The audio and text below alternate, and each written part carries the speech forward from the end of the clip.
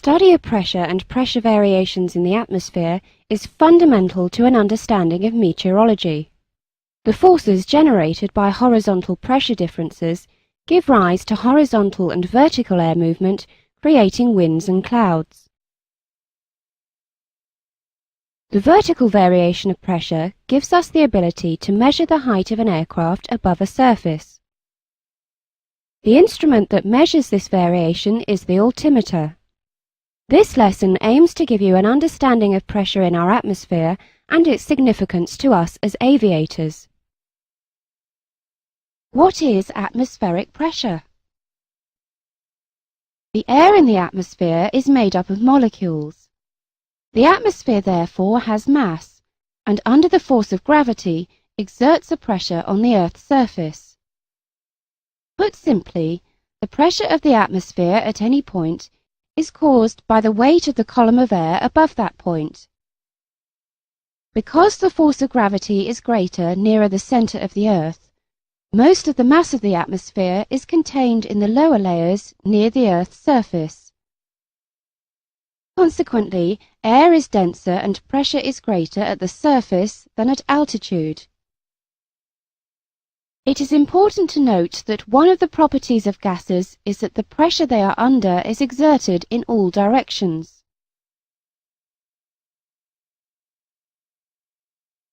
We will now look at how pressure is measured and represented in meteorology. The units commonly used to represent pressure are inches of mercury, millibars, or hectopascals. The standard unit being adopted is the hectopascal, but currently the millibar is still used in examinations. There are two types of instruments used to measure atmospheric pressure: the aneroid barometer and the mercury barometer. Changes in atmospheric pressure, that is, changes in the force or weight of the atmosphere, will either depress the mercury in the open reservoir and force more of the mercury up into the tube, or allow the pressure of the air in the tube above the column of mercury to force the liquid down the tube into the reservoir. This displacement is traditionally measured in inches. The higher the atmospheric pressure, the more mercury is pushed up inside the tube. The average height of a column of mercury that can be supported by the atmospheric pressure at mean sea level is 29.92 inches. This equates to 1013.25 millibars or hectopascals. The other type of barometer is non-liquid and is called an aneroid barometer. The aneroid barometer can be less accurate than mercury barometers, but is more sensitive to small changes in air pressure.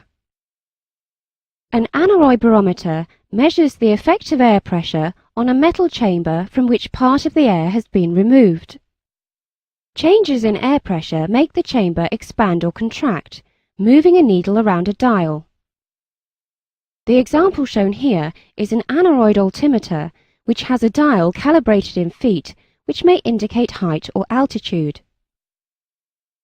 Other types of aneroid barometers may be scaled in inches, millibars, or millimeters. Shown here is an example of a portable barometer used widely in aviation meteorology to measure pressure at the Earth's surface. Let us first analyze the variation of pressure horizontally. Why, for instance, might we get a high pressure in one area and a low pressure in another? If on a given day there is a greater amount of air overlying the surface, then the weight of air will increase, and therefore the pressure will increase. Conversely, if on a given day there is less air overlying a surface, then the weight of air will reduce, and the pressure will decrease. This gives rise to horizontal surface pressure variations, which are more commonly known as high and low pressures. Now we need to analyze how we might represent these horizontal pressure variations on a diagram.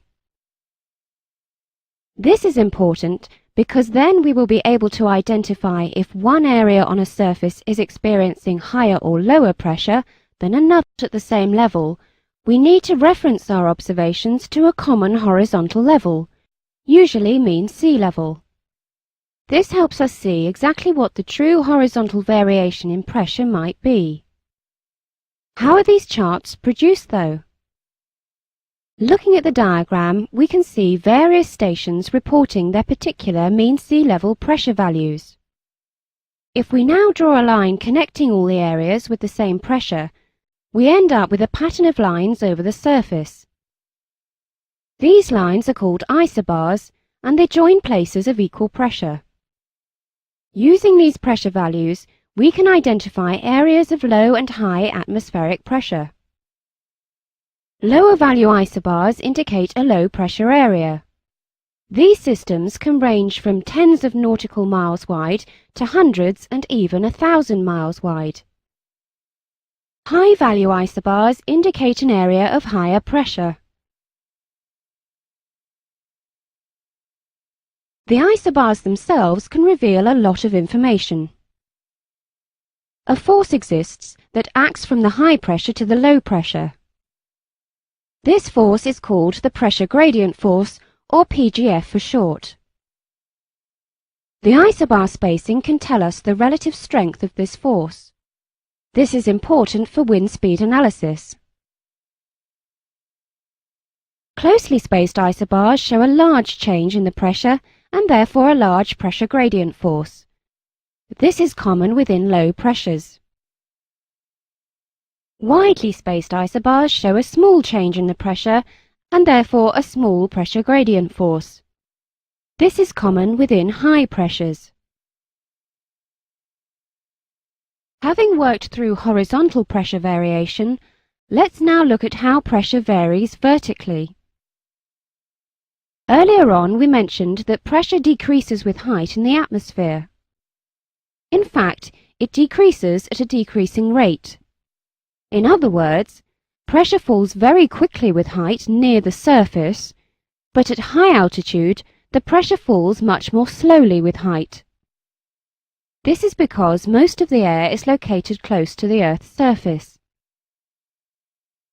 This is plain to see when the pressure levels are placed onto the diagram as shown here. However, pressure does not decrease everywhere at the same rate. This is because temperature affects the pressure lapse rate of the atmosphere. Cold air has a tendency to cause pressure to change more rapidly with height. Notice that the pressure lines contract towards the surface. Warm air, on the other hand, has a tendency to cause pressure to change more slowly with height. Notice that the pressure lines expand away from the surface.